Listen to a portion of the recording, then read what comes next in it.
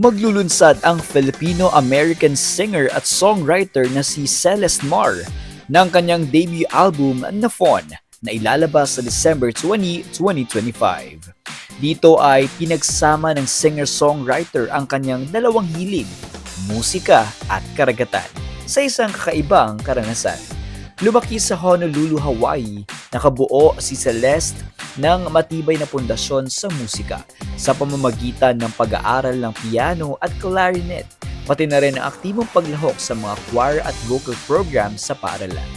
Agad ding napansin ang kanyang talento nang manalo siya ng Best Talent Award sa isang local na beauty pageant. Ang kanyang sining ay malalim na hinubog ng karagatan. Bilang isang mahilig sa freediving, madalas niyang ibahagi ang kanyang mga karanasan sa ilalim ng tubig kasama ang mga dolphin, pating, at dugong sa social media na nagbibigay sa kanyang mga tagahanga ng sulyap sa kanyang mundo sa ilalim ng dagat. Ang kanyang stage name, Celeste Mar, ay Latin-inspired at nangangahulugang makalangit na dagat na sumasalamin sa kanyang layunin at napagsamahin ang kanyang pagmamahal sa musika at karagatan sa pamamagitan ng visual na underwater music projects. I wanted to combine the ocean in some way because I love the ocean. I'm always in the ocean.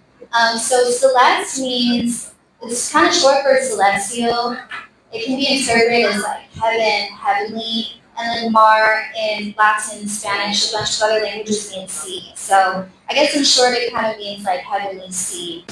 Sinimulan niya ang kanyang profesional na karera sa musika sa Pilipinas noong tag-init ng 2024 kung saan nagsulat at nag-record siya ng sariling mga kanta bilang independent artist. Ang kanyang debut single, Your Act, na inilabas noong May 10, 2025 ay nagmarka sa simula ng kanyang paglalakbay. At ang paparating na album na Fawn ay magpapakita ng kanyang paglago bilang songwriter at performer. Sa kanyang natatanging kombinasyon ng melodic storytelling, ethereal vocals, at ocean-inspired visuals, si Celeste Mar ay isang emerging artist na dapat abangan mula ngayong taon at sa mga susunod pa. I've always sang ever since I could remember. Never started writing songs, however, at least till 2024. I never thought I would pursue music.